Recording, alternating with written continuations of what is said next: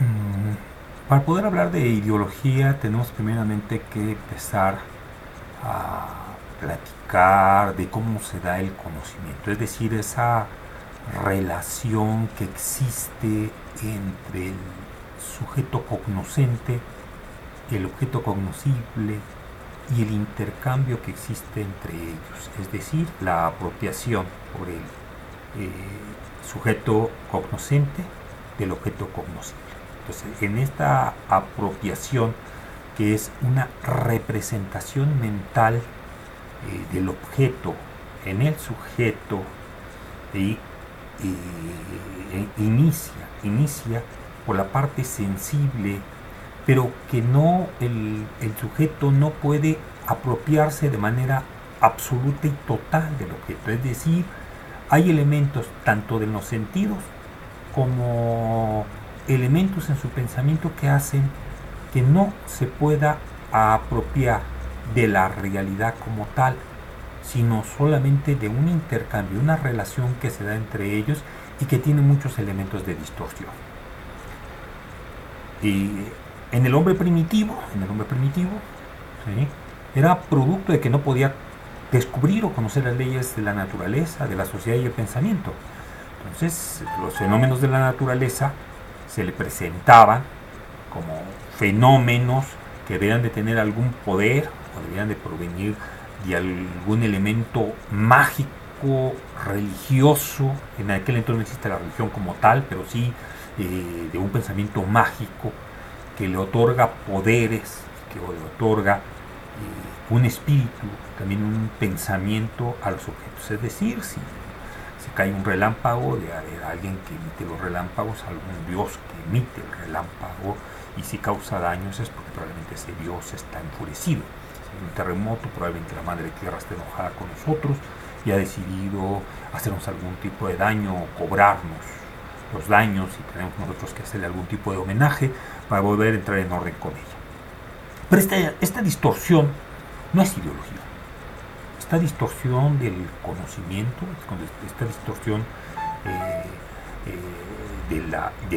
de esa relación entre el sujeto y el objeto, no es ideología propiamente. La ideología surge con la aparición de la sociedad de clases. Es decir, estamos hablando cuando aparece el esclavismo y cuando aparecen las clases sociales. Por un lado, tenemos, independiente de los grupos artesanos libres, etcétera, pero vamos a hablar directamente a los dos polos. Existen los esclavos, dedicados a la labor física de la producción, y existen, y algunos de ellos también eran brillantes intelectuales, también prestaban hechos, pues ellos tenían que trabajar, sea en una actividad o no, tenían que trabajar. Y por otro lado, la de los amos, que se dedicaban a organizar la producción, y por tanto su trabajo era de tipo intelectual, era el de pensar, el de cómo poder organizar la producción, tener el liderazgo, porque eso implica además un liderazgo dentro de estos esclavos, y dentro de una estructura que existe de jerarquías en ello. Y junto con esto surgen dos formas de interpretar distorsionadas sobre un mismo fenómeno. Está la interpretación que debería de hacer, aunque no era así, porque realmente la ideología de la sociedad, la ideología de la clase dominante, tendría que ser la ideología, ¿sí?, de los esclavos, que estaban íntimamente vinculados al trabajo, y por tanto la representación, la imagen, la representación mental que se hacen de la realidad es un producto del contacto directo que tienen con la naturaleza, con la sociedad, con su mismo pensamiento. Y por otro lado tenemos la de los amos, los esclavistas, que tienen una interpretación diferente, es decir, producto de la posición que tienen. Entonces, la interpretación de la realidad, en este caso la verdad, se distorsiona por estos intereses de clase.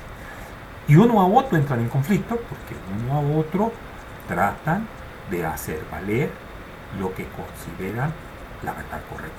Por supuesto, los esclavos en una condición de debilidad terminan aceptando, siendo sometidos a la ideología de la clase dominante, en este caso de los amos, que les hacen creer, les hacen pensar que ese es el orden correcto, es el orden divino en el cual ellos tienen que vivir. Y por tanto, imponen sus ideas sus ideas de privilegios, sus ideas de vida, su idea de casta, que además a ellos les corresponde y que tienen que imponer en toda la sociedad y que todos los demás deben aceptar.